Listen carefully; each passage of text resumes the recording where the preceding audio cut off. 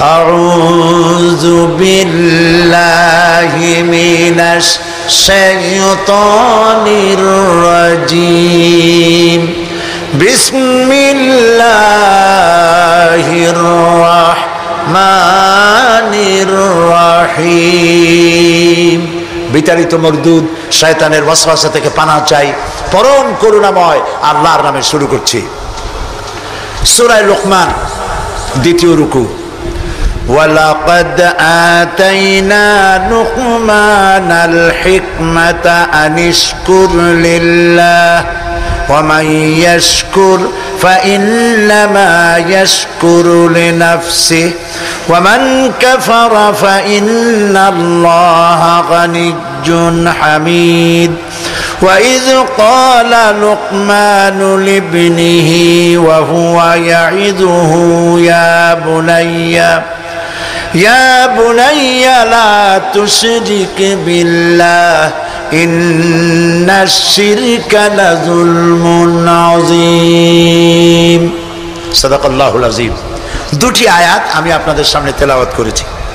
অর্থ হচ্ছে, আর অবশ্যই আমি লোকমানকে জ্ঞান দান করেছি এবং তাকে বলেছি যে তুমি আল্লাহর প্রতি কৃতজ্ঞ হও। ওয়া ইয়াশকুর ফাইন্নামা ইয়াশকুরু লিনাফসি, আর যে ব্যক্তি কৃতজ্ঞ হয় সে তার নিজের জন্যই কৃতজ্ঞতা প্রকাশ করে। ওয়া মান কাফারা, আর যে ব্যক্তি অকৃতজ্ঞ, ফাইন্নাল্লাহা গানিয়্যুন হামিদ, আর জেনে রেখো আল্লাহ তাআলা কারো কৃতজ্ঞতার, কারো প্রশংসার মুখাপেক্ষী নন, তিনি হামিদ, নিজের থেকে নিজেই প্রশংসিত। এটি হলো আমার তেলাওয়াতকৃত আয়াতের তরজমা। এখন এই আয়াত থেকে কিছু কথা আমি আপনাদের সামনে আলোচনা করতে চাই। ফ্যানটা আমার দিকে একটু ডাইরেক্ট করে দেন। সেটা হলো এই, আল্লাহ তাআলা বলছেন ওয়ালাকাদ আতাইনা লুকমানাল হিকমা, আমি লোকমানকে জ্ঞান দান করেছি। লোকমান সম্পর্কে আমাদের অনেকের ধারণা যে লোকমান ছিলেন পয়গম্বর বা নবী বা রসুল ছিলেন। এটি ঠিক নয়। হযরত লোকমান নবী না, রসুল না, তাকে আল্লাহ জ্ঞান দান করেছিলেন। কে জ্ঞান দান করেছিলেন বলুন? আল্লাহ তাআলা তাকে জ্ঞান দান করেছিলেন। হযরত লোকমান ছিলেন একজন বাদশার, একজন রাজার, তিনি ছিলেন কৃতদাস। এখন একদিন বাদশার কাছে খবর এলো যে আপনার যে খাদেম, যে গোলাম লোকমান, সে তো বড় বুদ্ধিমান মানুষ। বলে কেমন? যেখানেই যায় উট ভেড়া ছাগল ইত্যাদি তো পালে, তো যখন যেখানে যায় উট ভেড়াগুলো ছেড়ে দিয়ে তারপরে এক জায়গায় বসে, আর সব রাখালরা তার চারদিকে এসে বসে যায়, আর উনি জ্ঞানপূর্ণ কথা বলে। তার জ্ঞানের কথা শুনে মানুষগুলি হা করে তাকায় থাকে। বাদশা মনে করলেন যে আমার ভেড়া ছাগল রাখে, তার যদি হয় এত জ্ঞান, তো তারও তো আমার আটকায় রাখা ঠিক না। আচ্ছা, জ্ঞানটা কেমন তো একটু পরীক্ষা তো করি। একদিন লোকমানকে তিনি ডাকলেন, ডেকে বললেন, লোকমান, তুমি এক কাজ করো, আমার যে ছাগলগুলি তুমি পালতেছো, একটি ছাগলকে জবাহ করে ওর ভিতর থেকে ছাগলের শরীরের সব থেকে উৎকৃষ্ট অংশটা আমার জন্য নিয়ে আসো। হযরতে লোকমান একটা ছাগল জবাহ করলেন এবং ছাগলের কলিজা এনে পিরিচে করে ওনার সামনে হাজির করে দিলেন। কয়েকদিন যাওয়ার পর বাদশাহ আবার বললেন, আজকে আরেকটা ছাগল জবাহ করো এবং তার শরীরের নিকৃষ্ট অংশটা আমার সামনে নিয়ে আসো। লোকমান আরেকটা ছাগল জবাহ করলো এবং ওই ছাগলের কলিজাটা পিরিচে করে এনে হাজির করে দিল। বাদশাহ বলল, আমি শুনছিলাম তোমার নাকি অনেক জ্ঞান, এই বুঝি জ্ঞানের পরিচয়। আমি যেদিন চাইলাম, প্রথম বললাম সব থেকে উৎকৃষ্ট জিনিস আনো, তুমি কলিজা নিয়ে আসলা। সব থেকে নিকৃষ্ট জিনিস চাইলাম, তখনও তুমি নিয়ে আসলা কলিজা। তোমার জ্ঞানের পরিচয় তো পাইলাম না। লোকমান বললেন, হযরত লোকমান হাকিম বললেন, যা আপনা, আপনি আমার মধ্যে জ্ঞানের পরিচয় কি পেয়েছেন পান নাই সেটা বড় কথা না। বড় কথা হলো এই, শুধু মানুষ না, প্রত্যেক প্রাণীর মধ্যেই আল্লাহ তাআলা একটা জিনিস দিয়েছেন। সেই জিনিসটা যদি ভালো হয় তাহলে প্রাণীটা ভালো।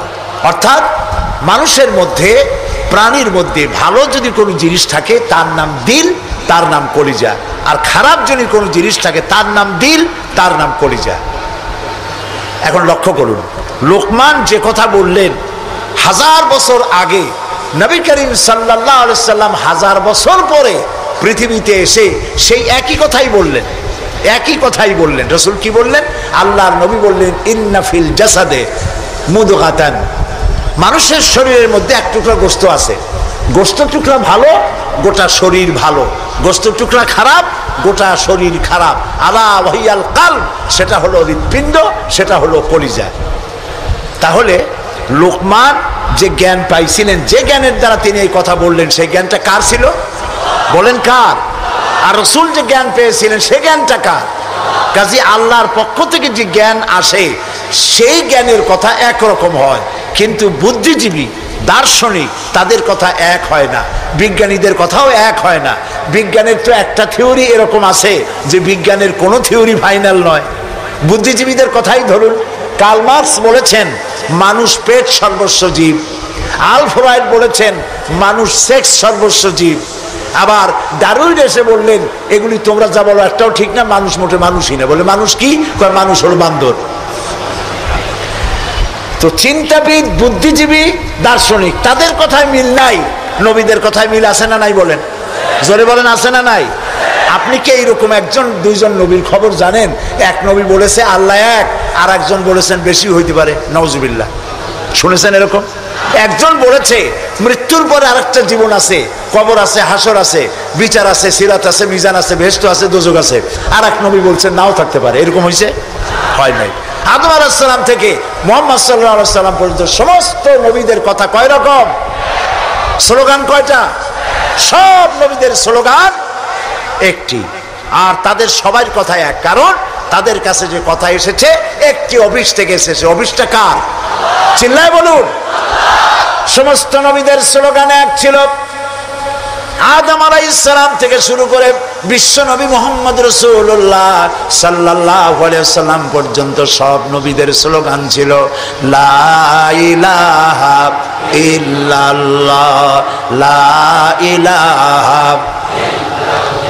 লা ইলাহা ইল্লাল্লাহু মুহাম্মাদুর রাসূলুল্লাহ। সুতরাং দেখা গেল আল্লাহ রাব্বুল আলামিনের থেকে জ্ঞান যারা পায় তাদের কথার মধ্যে কোনো বৈপরীত্য হয় না।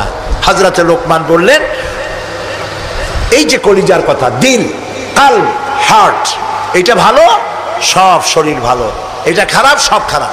মন যদি ভালো হয় হাত ভালো কাজ করবে, বলেন ঠিক কিনা?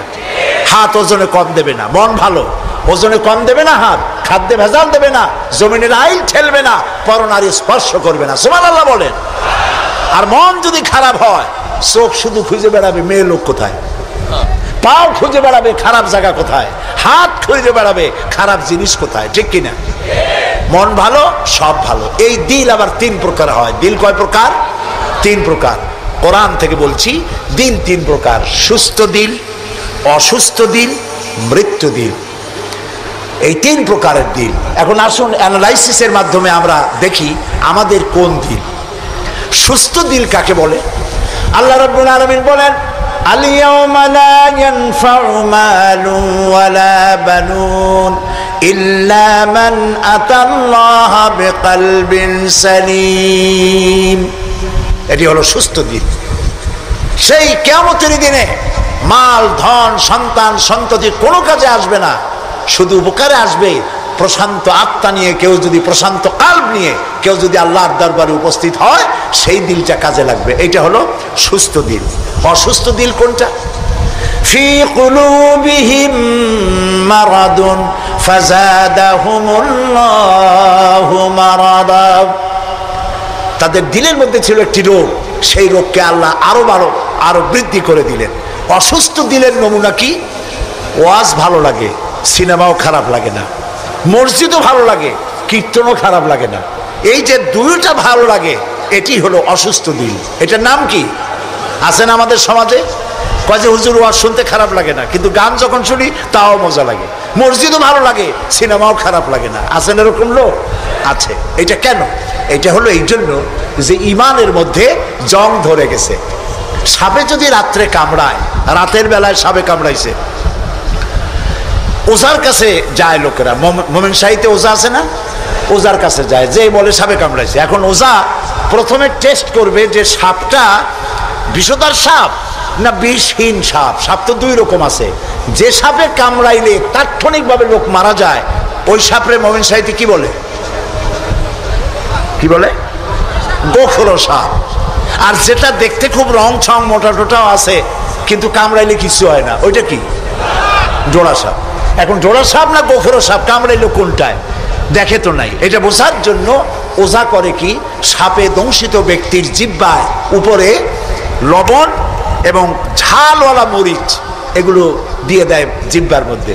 যদি সে বলে পানি পানি লাগে, যত মরিচ দেয় তত কয় পানি পানি লাগে, তাহলে বুঝতে হবে বিষধর সাপে দংশন করেছে।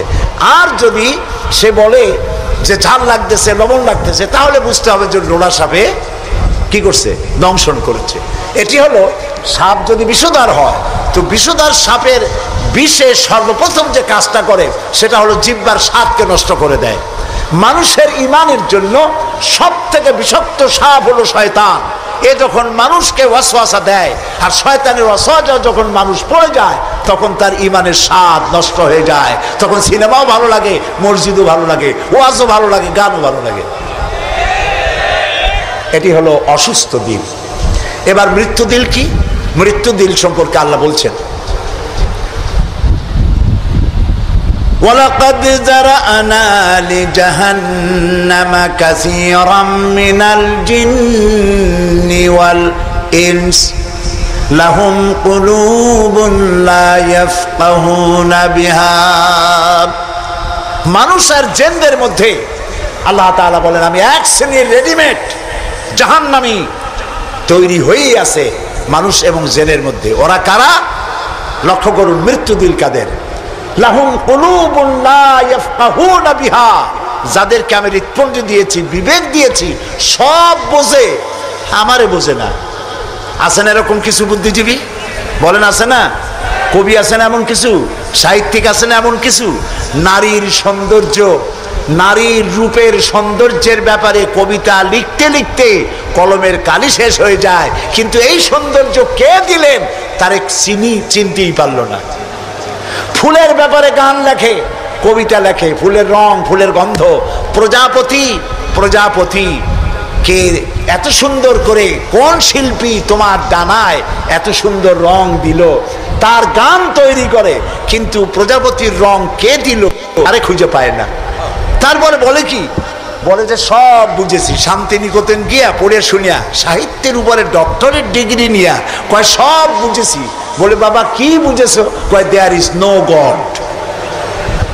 সারা জীবন বসে বুঝলো যে প্রভু বলতে কেউ নাই, আল্লাহ বলতে কেউ নাই। বলে নাউযুবিল্লাহ। লাহুম কুলুবুন লা ইয়াফকাহুনা বিহা, সব বোঝে কিন্তু আল্লাহরে চেনে না। নিজের শরীরটা দেখে, আল্লাহরে খুঁজে পায় না। আহারে, তুমি তো তোমার শরীরটা দিয়েই আল্লাহরে চিনতে পারো। সুবহানাল্লাহ বলে। শরীরটা দিয়ে আল্লাহরে চেনা যায়। এই যে দুটো চোখ, এই চোখ দিয়ে সব সময় আমরা নেগেটিভ দেখি। সব সময় প্রতিটি চিত্র, প্রতিটি মুহূর্তে নেগেটিভকে পজিটিভ করে দেখায় কে? কে দেখায়? সুবহানাল্লাহ। এত সুন্দর দুটি চোখ আল্লাহ দিলেন, চোখের মধ্যে আল্লাহ আবার পানি দিয়ে দিলেন। পানি মানে কান্নার পানি না, এমনি চোখে পানি আছে। আপনি চোখে পলক মারেন, পলক মারেন না? কথা না বললে বুঝি কি? এই যে পলক মারেন, এটা কি ইচ্ছে করে মারেন না অটোমেটিক হয়? অটোমেটিক হয়। ইচ্ছে করে মারলে ভটর ভটর করতো। আপনি নিজের অজান্তেই চোখগুলি পলক মারে কেন? আল্লাহ রাব্বুল আলামিন মানুষের কল্যাণের জন্য এমন অটোমেটিক ব্যবস্থা করে তিনি রেখে দিয়েছেন। শহরে, বন্দরে, গ্রামে, নগরে, গঞ্জে বাতাসের ভিতরে পলিউশন আছে, রোগের জার্ম আছে, বাতাসের ভিতরে উড়ে বেড়ায়, অনবরত চোখের ভিতরে প্রবেশ করে চোখ নষ্ট করে দিতে পারে। এই জন্য রব্বুল আলামিন চোখের ভিতরে পানি ধরনের একরকম মেডিসিন রেখে দিয়েছেন। প্রতি মুহূর্তে চোখ পলক মেরে মেরে চোখকে আল্লাহ তাআলা ক্লিন করে দিতেছেন। শরীরের ভিতরে একটা শরীর দিয়ে আল্লাহকে চেনার জন্য যথেষ্ট। এই শরীরে আল্লাহ অসংখ্য রগ রেশা দিয়েছেন। মাথা থেকে শুরু করে পা পর্যন্ত যতগুলি নার্ভ আছে, সবগুলি নার্ভ ছিঁড়ে ছিঁড়ে যদি জোড়া লাগানো যায়, পুরা পৃথিবী একবার ঘুরে আসা যাবে। সুবহানাল্লাহ করতে ইচ্ছা করে না? আর যদি পাশাপাশি সাজায় রাখেন, 3 একর জমিন লাগবে একটা মানুষের রগ সাজায় রাখতে। এই রগগুলি দিয়ে আপনি আমি যা খাই, এটাকে বলা হয় কার্বোহাইড্রেট। চাউল জাতীয় খাদ্য, আটা জাতীয় খাদ্য, চিনি জাতীয় খাদ্য, আর ডাল জাতীয় খাদ্য। এই 4 প্রকারের খাদ্য হলো কার্বোহাইড্রেট। এগুলি মানুষে খাইলে পরে শরীরের ভিতরে এর থেকে রক্ত হয়, এর থেকে পেশাব পায়খানা হয়ে বর্জ্য বেরিয়ে যায়, আর যেটা রক্ত হয় সেই রক্তটাকে গোটা শরীরে প্রবাহিত করে শরীরটাকে আল্লাহ উষ্ণ রাখেন, সেজন্য এত রগ রেশা দিয়েছেন। এখন এই রক্তগুলিকে মাথা থেকে শুরু করে পা পর্যন্ত পৌঁছে দেওয়ার জন্য আল্লাহ একটা জেনারেটর রেখে দিয়েছেন বুকের মধ্যে। কন্তবুদ্ধি করে জেনারেটর নামটা কি? মাশাআল্লাহ, বুঝে ফেলেছেন। জেনারেটরের নাম হার্ট। সেটা অনবরত সিস্টোলিক অ্যান্ড ডায়াস্টোলিক এভাবে করে সম্প্রসারণ সংকোচন এরকম করতেছে। চিকিৎসা বিজ্ঞানীরা বলেছেন মানুষকে মাথা থেকে শুরু করে কাটাকাটি করে সব বুঝেছি, কিন্তু হার্ট এরকম করে কেন, এর উৎস আজ পর্যন্ত পৃথিবী খুঁজে পায় না। এটি এভাবে করে করে রক্ত ছড়িয়ে দিচ্ছে। এখন দেখেন আল্লাহর খোঁজার ব্যবস্থা।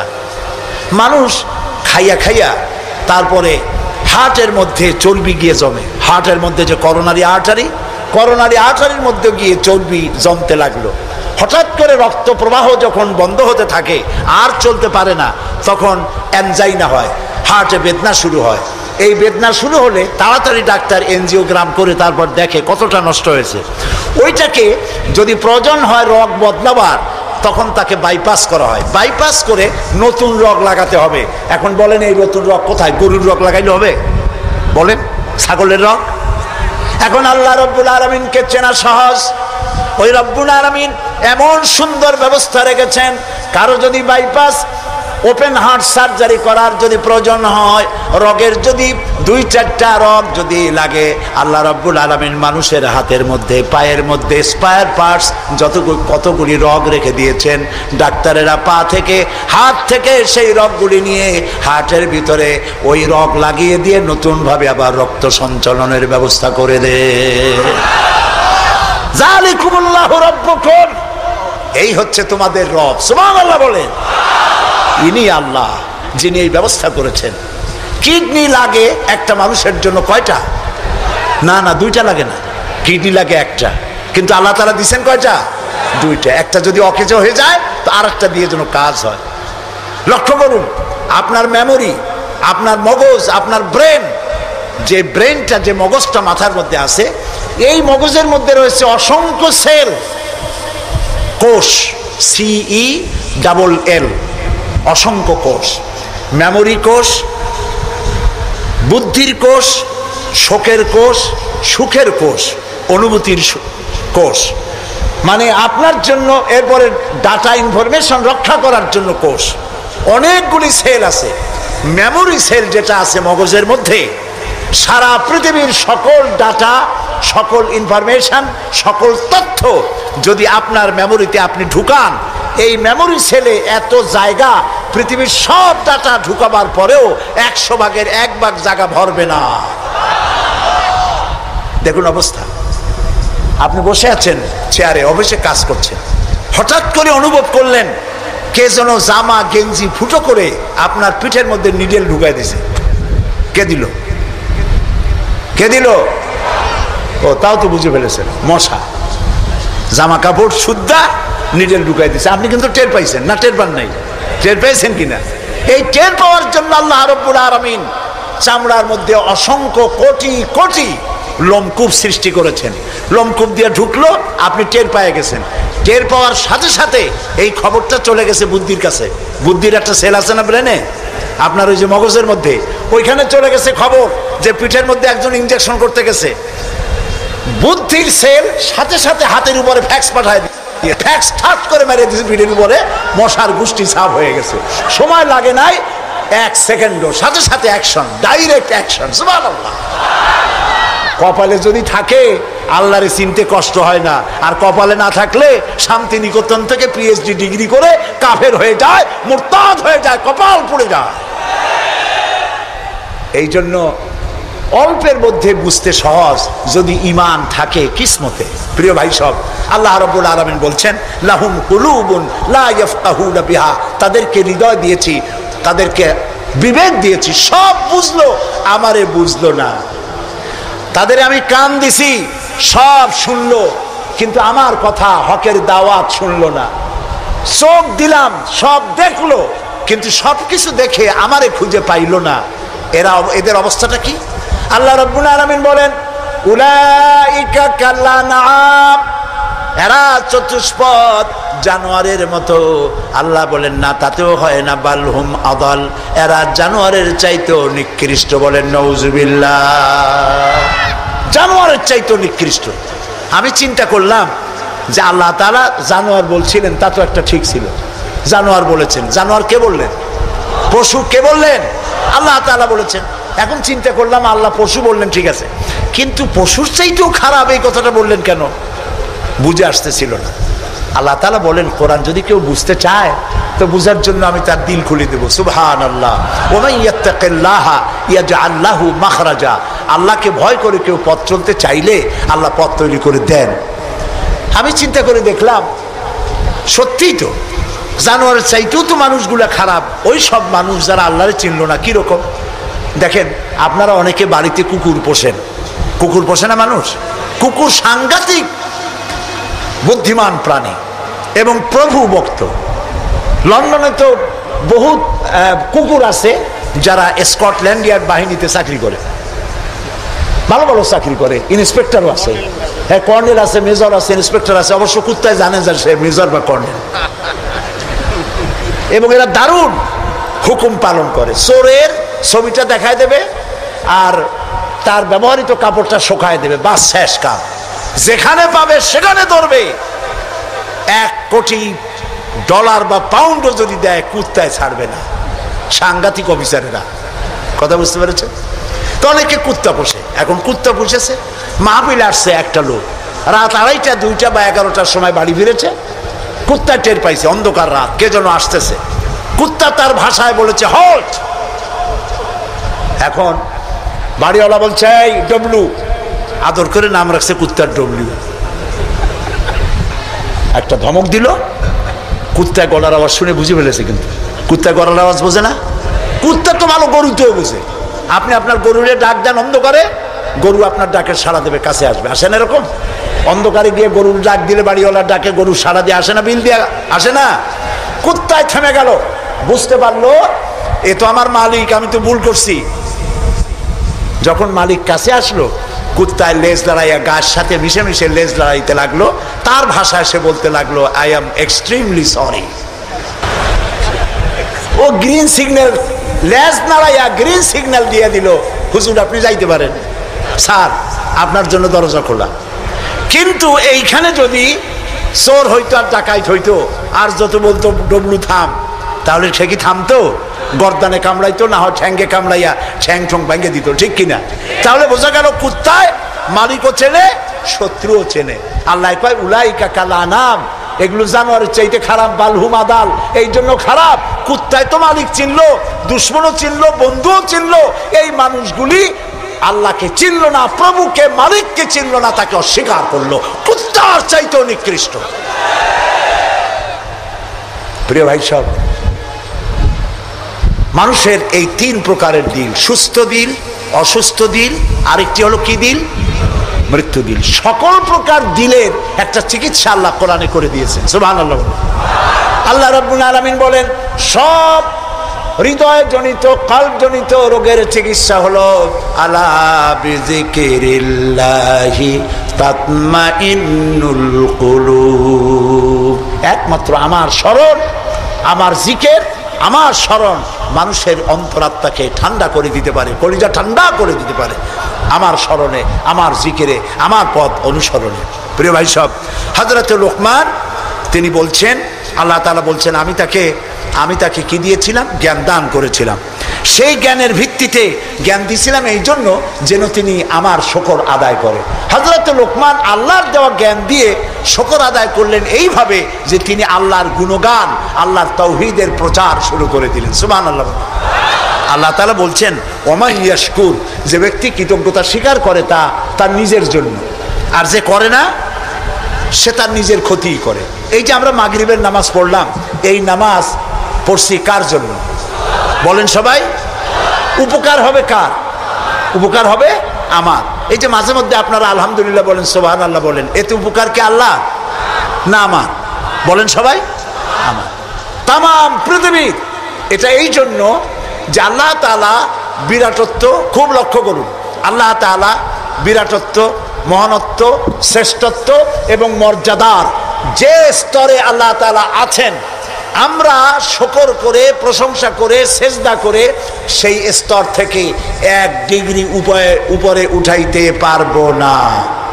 এবং যেখানে তার মর্যাদা আছে, সারা পৃথিবীর সব মানুষ যদি আল্লাহকে অস্বীকার করে, ওই স্তর থেকে 1 ডিগ্রি নিচে নামানো যাবে না, অসম্ভব।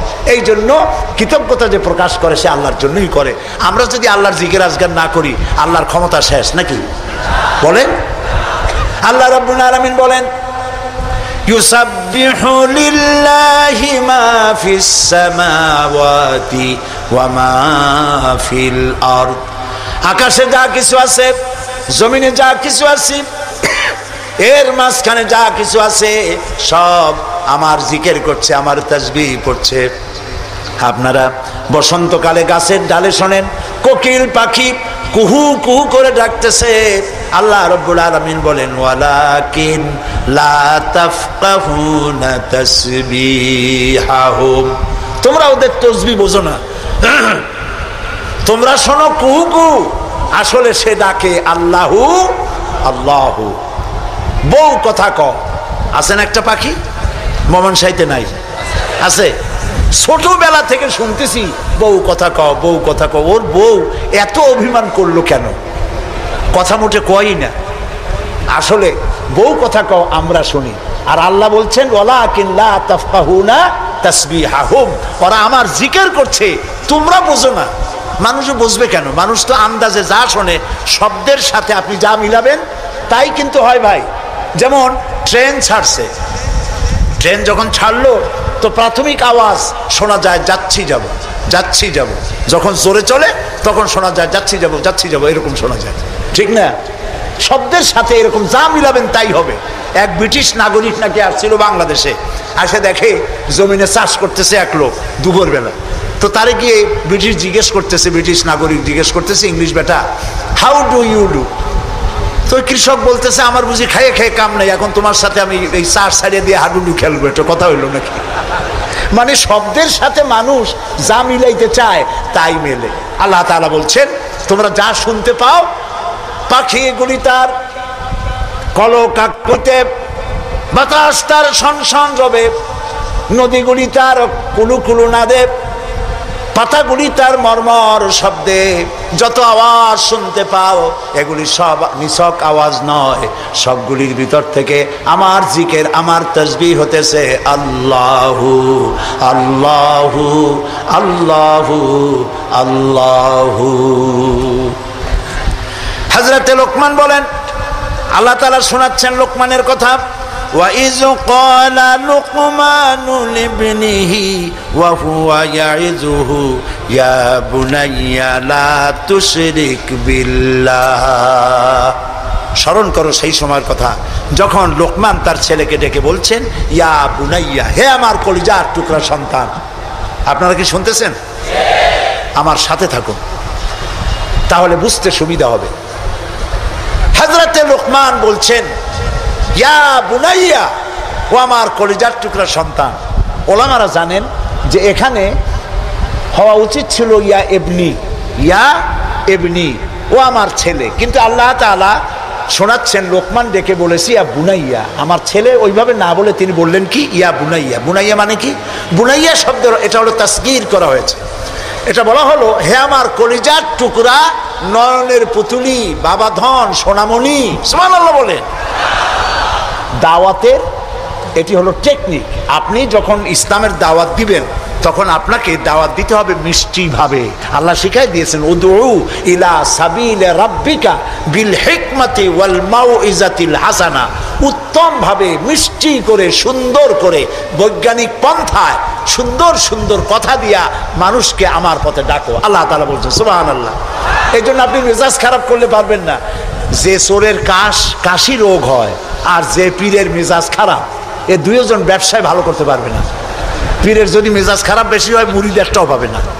আর যদি চোরের কাশি রোগ হয় চুরি করতে গিয়ে পিটান খাওয়া ছাড়া পথ নেই।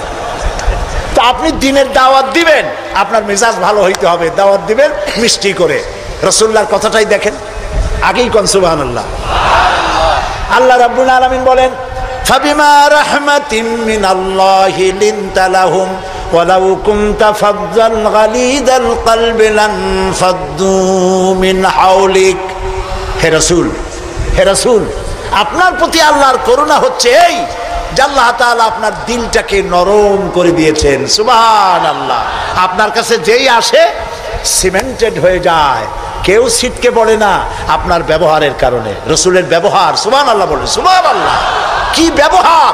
মসজিদে নববীতে এক বদবী এসে পেশাব করেছে মসজিদে নববীর মধ্যে। আচ্ছা কোন তো এই মোমেন শাহীতে মসজিদের মধ্যে না, মসজিদের বাইরে দাঁড়াইয়া দেওয়ালের উপরে যদি কেউ পেশাব করে আপনি কি করবেন? জি বুঝতে পারছি আপনারা কি করবেন, চেহারা দেখি বোঝা যায় আপনারা কি করতে পারেন। মসজিদের ভেতরে পেশাব করতেছে রাসূলের সামনে, সাহাবায়ে কেরামদের চোখ মোটা হয়ে গেছে, ভাবখানা এই রাসূল পারমিশন দেন ওরে জম্মের মতো পেশাব করাই দেই। রাসূলুল্লাহ বললেন না না, বাধা দিও না, তাহলে সে অসুস্থ হয়ে যেতে পারে, তার সবটা আনলোড হতে দাও। সবটা শেষ হইল, রাসূলুল্লাহ তাকে কাছে ডাকলেন, ডেকে বললেন তুমি যে কামটা করলা তুমি কি জানো এটা কি? কয় না তা জানি না। তিনি বললেন এটা হলো মসজিদ, আমরা এখানে আল্লাহর সেজদা দেই। তোমার যখন এই কাজের দরকার হবে তখন বাইরে গিয়ে করবা। তোমাদের উপাসনালয় আছে না? কয় যে আছে। তো সেইখানে যদি এই কাম কেউ করে তাহলে তোমার কেমন লাগবে? এই কাজটা আর কখনো করবা না। লোকটি বলল আমি তো শুনেছিলাম আপনি বাদশা, তা আমি এখন বুঝলাম আপনি বাদশা না। বাদশা হইলে যে কাম আমি করছি এতে তো আমার কল্লা এতক্ষণ গড়াগড়ি যাইতো। আপনি তো বাদশা না, আপনি অবশ্যই আল্লাহর নবী, কোনো সন্দেহ নাই আমার মনের মধ্যে। এই ছিল রাসূলের ব্যবহার। রাসূলুল্লাহ সাহাবীদের দিকে তাকায় বললেন ইন্নামা বুইসতুম মুয়াসসিরিন, ও সাহাবীরা আল্লাহ তোমাদেরকে পাঠাইছেন মানুষের কাছে দ্বীনকে সহজ করার জন্য, কঠিন করার জন্য নয়। রাসূলুল্লাহ যখন দাওয়াতের লোক পাঠাতেন বলতেন ইয়াসসিরু ওয়ালা তুআসসিরু, মানুষকে সহজ করে দ্বীন বুঝাও, কঠিন করে বুঝাইও না। বাশশিরু ওয়ালা তুনাফিরু, বেহেশতের খবর দিয়া মানুষকে দ্বীনের পথে ডাকো।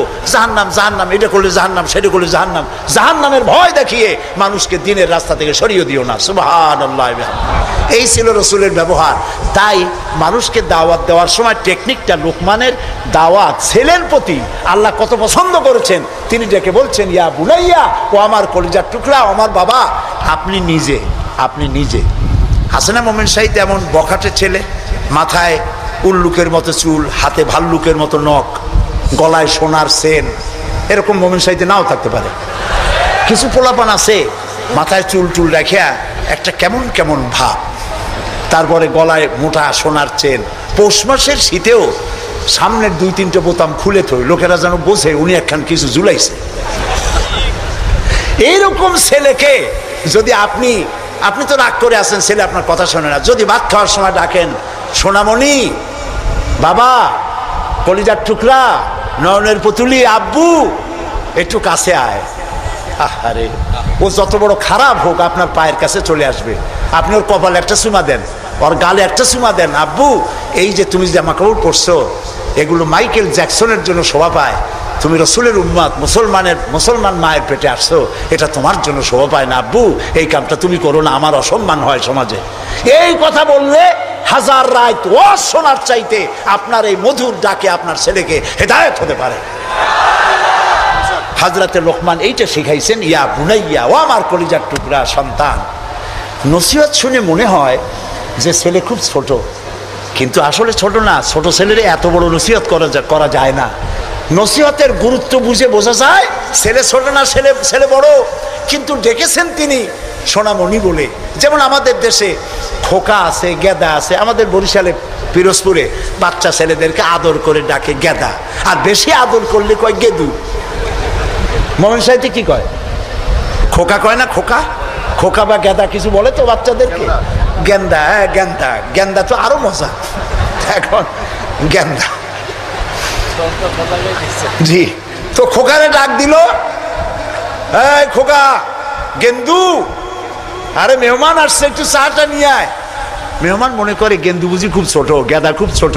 গেদা যখন চা নিয়ে আসলো, দেখা গেল গেদা শুধু ছোটই না, শুধু নিজে গেদা না, কয়েক গেদার বাপও।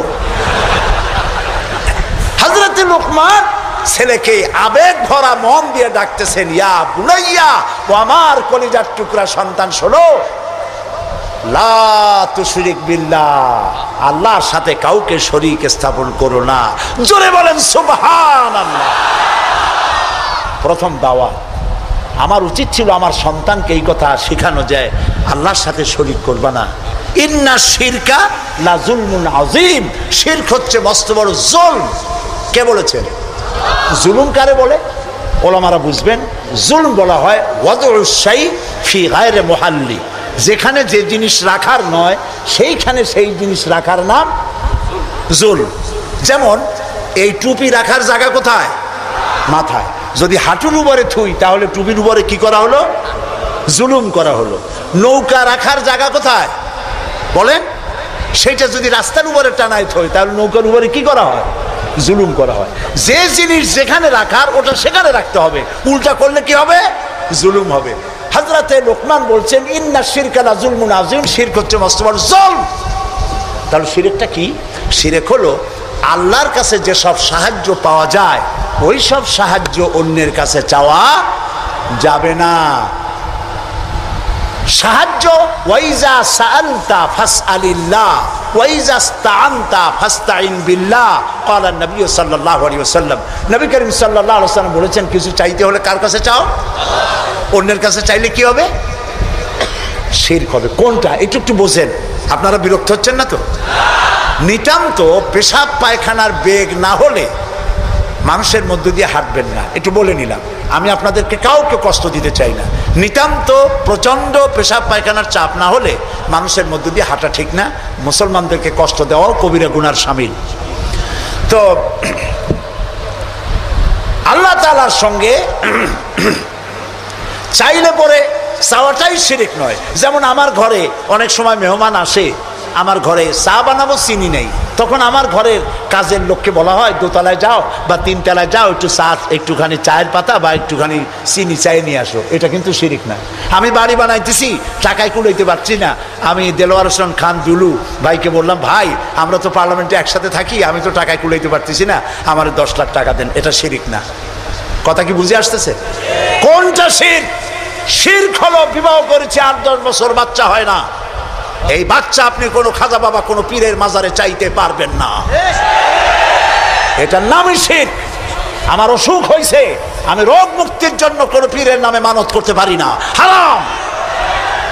মানুষের নামে মরা পীর অথবা জীবিত পীর, কোন পীরের নামে মানত এবং তার কাছে আশা পূরণের জন্য যাওয়া জায়েজ নাই, হারাম, হারাম এবং হারাম। সন্তান দেবে কে? চিল্লায় বলেন।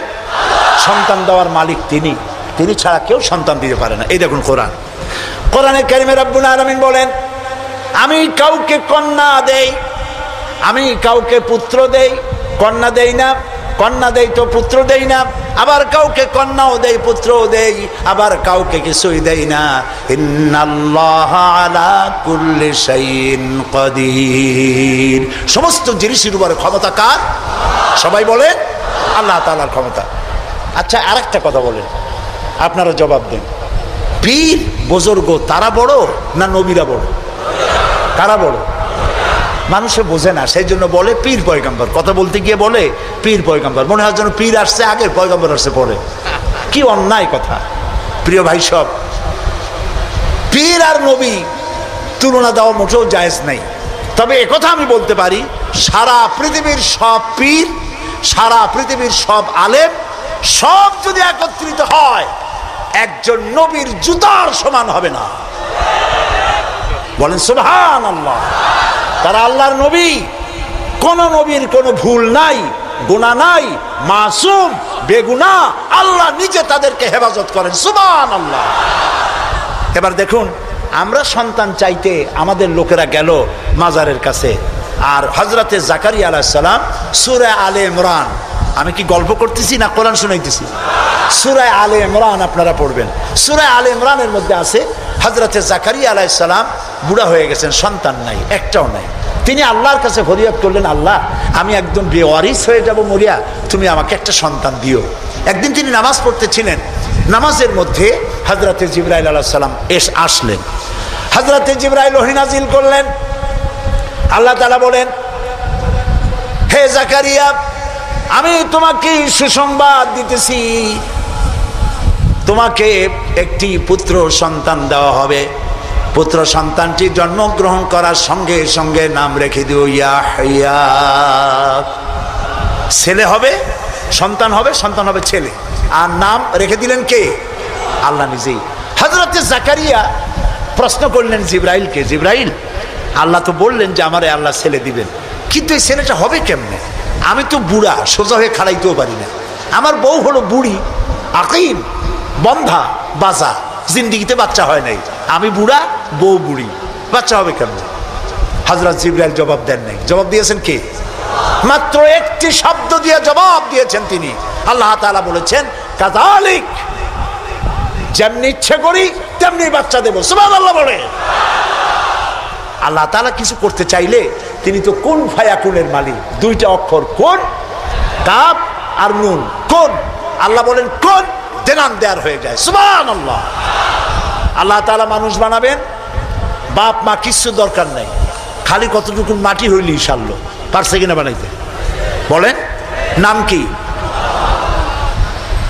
দাদাও দরকার নাই। আল্লাহ মানুষ বানাবেন, বাপ মা, বাপের দরকার নাই, খালি একটা মেয়ে লোক দরকার। পারছেন না বানাইতে? কে তিনি? ঈসা আলাইহিস সালাম। ফাআলুল লিমা ইউরিদ, যা খুশি তাই তিনি করতে পারেন। এই আল্লাহরে থুয়ে তোমরা যাও কই? ফাইনা তাযহাবুন, কোথায় যাও? মুসলমানেরা বোঝে না। প্রিয় ভাই, সব আফসোস করে বলি, লোকেরা মাজারে যায়, মাজারে যাইয়া যা করে এই মুসলমানরা, মুসলমানই থাকে না। আমার নিজের চোখে দেখা চট্টগ্রামে বাইজিদ বোস্তামির মাজার তারা বলে, কিন্তু ইতিহাস বলে না যে ওখানে ওনার কবর আছে। উনি ওখানে আসছিলেন একবার, এটা ইতিহাসে পাওয়া যায়। তো একটা পুকুর আছে, আমি একবার গেলাম, এত লোক যায় কি দেখি, গিয়া দেখি একটা পুকুর। সেই পুকুরের মধ্যে বিরাট বিরাট কচ্ছপ, বোধ হয় ওর 4টা কচ্ছপ এই মঞ্চে ধরবে না, এত বড় বড় কচ্ছপ, গায়ে সেদলা পড়ে গেছে। মুসলমান, মাথায় টুপি, মুখে দাড়ি, গরুর কলিজা, খাসির কলিজা নিয়ে গেছে, কাটিয়া কাটিয়া কচ্ছমরে খাওয়ায়, আর কচ্ছমের পায়ে হাত দিয়ে চুমা খায়। নাউজ বিল্লাহি মিন যালিক। বুজুর্গ কচ্ছম, মুসলমানে কদমুচি করে কচ্ছমের। আমি দেখে চিন্তা করলাম, ক্ষুধার্ত, তৃষ্ণার্ত, এতিম, গরিব মানুষের যদি এই দৃশ্য দেখে, তাহলে সে হয়তো আফসোস করে বলবে, আল্লাহ, মানুষ না হইয়া কোনো পীরের দরবারের কচ্ছম হইলে তাও মাঝে মধ্যে একটু কলজা খেতে পারতাম, এখন তো ভাতও পাই না। নাউজুবিল্লাহ। একটা গাছ দেখলাম দূরের থেকে, অনেক ফল। আমি চিন্তা করলাম, গাছে এত ফল হয়, কি গাছ? কাছে গিয়ে দেখি কি ফল, ইট আর পাথর ঝুলানো, দড়ি দিয়া ইট পাথর ঝুলানো। আমি জিজ্ঞেস করলাম, ভাই এগুলো কি? এগুলো মেয়ে লোকেরা ঝুলাই গেছে। কেন? কয়েছে যেসব মেয়ে লোকের বাচ্চা হয় না, ওরা এখানে মানত করে, ইট ঝুলাবো, পাথর ঝুলাবো। তো এর সিগনিফিকেন্স কি, দর্শনটা কি? কয়েছে দর্শন হলো এই মেয়ে লোকদের ধারণা যে এইভাবে ঝুলাই থুয়ে গেলে এ যেমন ভার হয় ডালের মধ্যে, ওই রকম পেটের মধ্যে ভার হইতে হইতে একদিন বাচ্চা হয়ে যাবে। কি আশ্চর্য কথা! আহারে মুসলমান, প্রিয় ভাই, সব মাজারে লোকেরা যায় আর সেখানে চাদর দেয়, আগরবাতি দেয়, মোমবাতি দেয়। আপনারা দেন না, এরকম মমিন সাইতে নাই? আছে এরকম মাজার? আচ্ছা, দেওয়ার সময় আপনারা কি এই চিন্তা করেন যে এই যে টাকাটা দিলাম, এই টাকা দিয়ে পীর সাহেব কি বেঁচে আছেন? উনি কি এগুলি খেতে পারবেন? কমলা, বেদানা, আঙ্গুর কিনে খেতে পারবেন? অথবা তার বউ বাচ্চা কেউ বেঁচে আসে খেতে পারবেন? দেন কেন? এই দেওয়ার ফলে এই টাকাগুলি দিয়ে কি হয়? ওইখানে বসে আছে কিছু লোক যারা মাথায় শালু কাপড় বাঁধা আছে না, শালু কাপড় বাঁধা, লোহার শিকল পরা, দাড়িতে জট, মাথায় জট, গায়ে ছালার চট, মোষ আর দাড়ি দিয়া ঢাকা। আমি অনেক সময় তাকায় দেখছি, হাসে না কান্দে বোঝার কোনো উপায় নেই।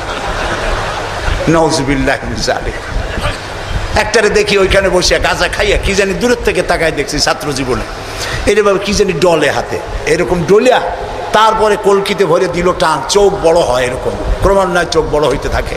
আরে এরপরে কি জানি এরকম একটা কান্দের উপর থেকে, নাম জানি না আমি, কান্দের উপর থেকে এভাবে ঘষে আর বলে, মদিনা যাব কেমন মদিনা। আমি বলি, তুই শয়তান, তুই মদিনা যাবি কেমনে? এত গাঁজা খাইয়া তুই যাবি মদিনা? এটা কি সম্ভবপর কথা?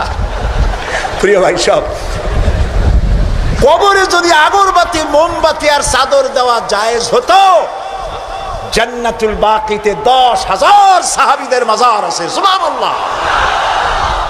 হযরতে ওসমান রাদিয়াল্লাহু তাআলা আনহু শুয়ে আছেন জান্নাতুল বাকিতে। হযরতে আয়েশা আমাদের মা রাদিয়াল্লাহু তাআলা আনহা শুয়ে আছেন জান্নাতুল বাকিতে উন্মুক্ত আকাশের নিচে। আহারে। হযরতে আব্দুল্লাহ ইবনে মাসউদ রাদিয়াল্লাহু তাআলা আনহু, হযরতে আব্দুল্লাহ ইবনে মাসউদ দেখতে খুব খাটো খোটো ছিলেন, পা ছিল একেবারে ছোট। একদিন হাদিসে এসছে, একদিন তিনি খেজুর গাছে উঠতেছিলেন, নিচে সাহাবীরা দাঁড়ানো, এরপরে তার পাও দেখে ওনারা হাসতেছিলেন, এত ছোট পা, হাসতেছিলেন। রাসূলুল্লাহ বললেন, সাহাবীরা আব্দুল্লাহর পা দেখে হাসতেছো? কিয়ামতের দিন আব্দুল্লাহর পা যদি এক পাল্লায় রাখা হয় আর ওহদ পাহাড়টা যদি আর এক পাল্লায় রাখা হয়, ওহদ পাহাড় তার পায়ের সমান হবে না। এই হযরতে আব্দুল্লাহ ইবনে মাসউদ রাদিয়াল্লাহু তাআলা আনহু শুয়ে আছেন জান্নাতুল বাকিতে, চাদর নাই, আগরবাতি নাই, মোমবাতি নাই, কিচ্ছু নাই। রাসূলুল্লাহ বলেছেন, জান্নাতুল বাকিতে, বাকি থেকে কিয়ামতের দিন 70,000 আহলে বাকি চাঁদের মতো চেহারা নিয়ে বিনা হিসাবে আল্লাহর জান্নাতে চলে যাবে। ওইখানে চাদর নাই। আর আমরা আমাদের দেশের পীর সাহেবদের মাজারে চাদর দিয়ে, আগরবাতি দিয়ে, মোমবাতি দিয়ে সর্বনাশ করছি। প্রিয় ভাই সব, এটি শিরক, এটা জীবনেও আমরা আর করবো না। রাজি আছেন? রাজি আছেন? কারা কারা রাজি? 2 হাত উঁচু করে দেখা। আলহামদুলিল্লাহ বলি, হাত নামান, বলি আলহামদুলিল্লাহ। জোরে বলেন আলহামদুলিল্লাহ। প্রিয় ভাই সব, কি বলবো, কত কথা বলবো। তানহামা দাগ দাগ শোধ, পম্বা কুজা কুজা নেহাম, সারা অঙ্গে ব্যথা, ঔষধ দেব কোথা, ইঞ্জেকশন দেওয়ার জায়গাও নাই, সব নষ্ট করে ফেলাইছি। কিছু পীর বাইর হয়েছে, কেউ বলে তিনি নাকি সুফি সম্রাট, শুনছেন না? না, সুফি সম্রাট বলেন, নাউযুবিল্লাহ। এমন সব আকীদা, এমন সব কথাবার্তা প্রচার করা হয় যাতে ঈমান নষ্ট হয়ে যায়। কি মারাত্মক কথা তিনি বলেছেন! তিনি বলেছেন তিনি নাকি স্বপ্নে দেখতেছেন রাসূলুল্লাহ বিবস্ত্র অবস্থায় ময়লার স্তূপে পড়ে আছেন, আর উনি হাত দিয়েছেন, আর অমনি কাপড় চোপড় পরা অবস্থায় তিনি বেঁচে উঠছেন। এর দ্বারা তিনি বলতে চান যে তিনি নাকি মুহাম্মদী ইসলামের পুনর্জীবন দানকারী। বলেন নাউযুবিল্লাহ। প্রথমে তো মুহাম্মদ সাল্লাল্লাহু আলাইহি ওয়াসাল্লামের ইসলাম না, ইসলাম কার? আর উনি পুনর্জন্ম দিতে কে? বিশ্ব আশিকে রাসূল সম্মেলনের নামে শিরক আর বিদআতকে ছড়ানো হচ্ছে। মুসলমানেরা, এইটা নাজাতের পথ না, নাজাতের পথ এইটা। নাজাতের পথ কোনটা? জোরে বলেন। নাজাতের পথ কোরআন, এর দ্বিতীয় কোনো রাস্তা নাই। সেই কথাই হযরত লোকমান বুঝাচ্ছেন। হযরত লোকমান বলেন, লা তুশরিক বিল্লাহ, ও আমার কলিজার টুকরা সন্তান, আল্লাহর সাথে কাউকে শরীক স্থাপন করো না। ইন্নাশ শিরকা লাযুলমুন আযীম, শিরক হচ্ছে মস্ত বড় জুলুম, এর কাছেও যেও না। প্রিয় ভাই সব, আমরা যদি না খেয়ে থাকি, কে আমাদের খাওয়ায়? আমাদের জাতির পিতার মুখ দিয়ে শুনুন, কে আমাদের জাতির পিতা? এই ব্যাপারে আপোষ করবেন? জীবন চলে যাবে মুসলমানের, এই ব্যাপারে কোনো আপোষ নাই।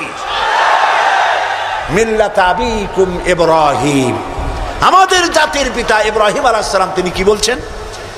আল্লাযী হুয়া ইউতঈমুনি ওয়া ইয়াসকিন, আমি যখন ক্ষুধার্ত হই আল্লাহ আমারে খাওয়ায়, আমি যখন তৃষ্ণার্ত হই আল্লাহ আমারে পান করায়।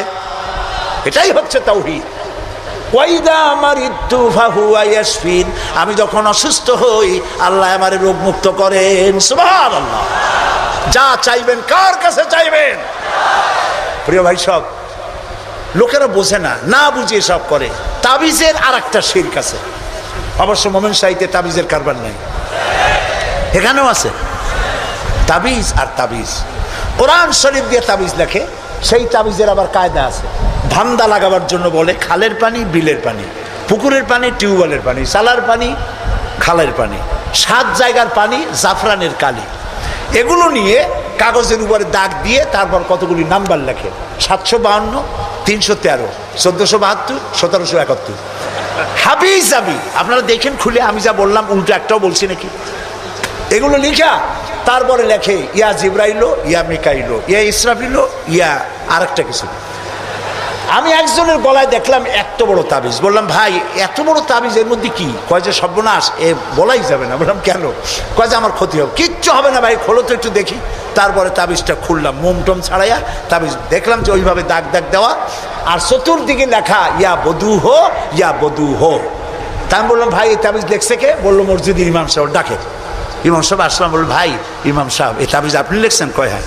তা আমি বললাম ভাই বধূ হো কি? কয় হুজুর আমি নিজেও বুঝি না বধূ হো কি।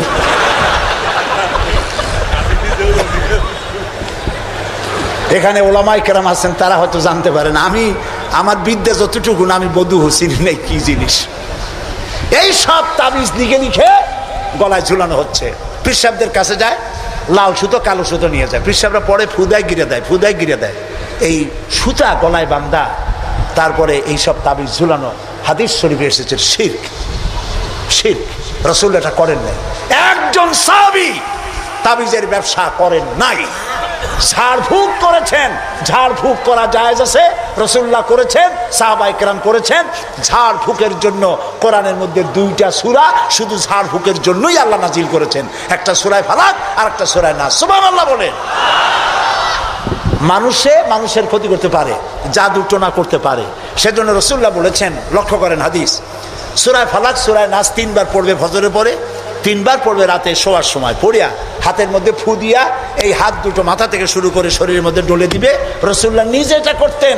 আল্লাহ রাসূল বলেছেন এই আমল যে করবে, দুষ্ট জিন, দুষ্ট শয়তান, দুষ্ট মানুষের অনিষ্টতা থেকে আল্লাহ তাকে হেফাজত করবেন।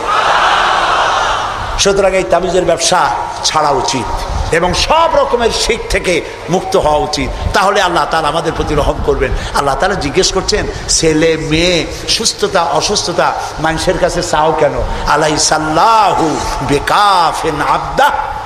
আবার শোনেন, কে বলতেছেন কথা?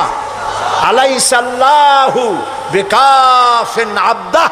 আমি আল্লাহ, আমি কি আমার বান্দার জন্য যথেষ্ট নই? আপনারা বলেন অবশ্যই যথেষ্ট। চিল্লায় বলেন অবশ্যই যথেষ্ট। তা আল্লাহ তাআলা যদি যথেষ্ট হন, তাহলে আমরা শিরকের কাছে কেন যাব? আল্লাহ কি পছন্দ করলেন দেখেন। আল্লাহ তাআলা পছন্দ করে লোকমানের কথা উঠাই দিলেন যে শিরক করবো না, শিরক হলো মস্ত বড় জুলুম। এই শিরকের কথা একটি আয়াত পড়ে শেষ করে দেই। আমরা কি আল্লাহর সাথে দেখা করতে চাই? বলেন। এটা তো খুব খারাপ কথা হলো। আমি বললাম আমরা কি আল্লাহর সাথে দেখা করতে চাই? এই 4-5 জন করলো চাই, আর বাকি লোকের অবস্থা তো খুবই করুন। আমরা কি আল্লাহর সঙ্গে দেখা করতে চাই? এইবার বুঝেছেন, প্রথমে বুঝছিলেন না। আল্লাহ রাব্বুল আলামিন বলেন, ফামান কানা ইয়ারজু লিকা রাব্বিহি ফালইআমাল আমালান সালিহান ওয়ালা ইউশরিক বিইবাদাতি রাব্বিহি আহাদা। যদি কেউ রবের সঙ্গে দেখা করতে চায়, তোমরা যদি আল্লাহর সঙ্গে দেখা করতে চাও, 2টা কাজ করবা। 1 নম্বর হলো ভালো ভালো কাজ করো, নেক কাজ করো। 2 নম্বরে আল্লাহর ইবাদতের সাথে কাউকে শরীক স্থাপন করবা না। শিরক থেকে যদি নিজেকে বাঁচাইতে পারো, আল্লাহর সাথে কিয়ামতে দেখা হয়ে যাবে। সুবহানাল্লাহ বলে।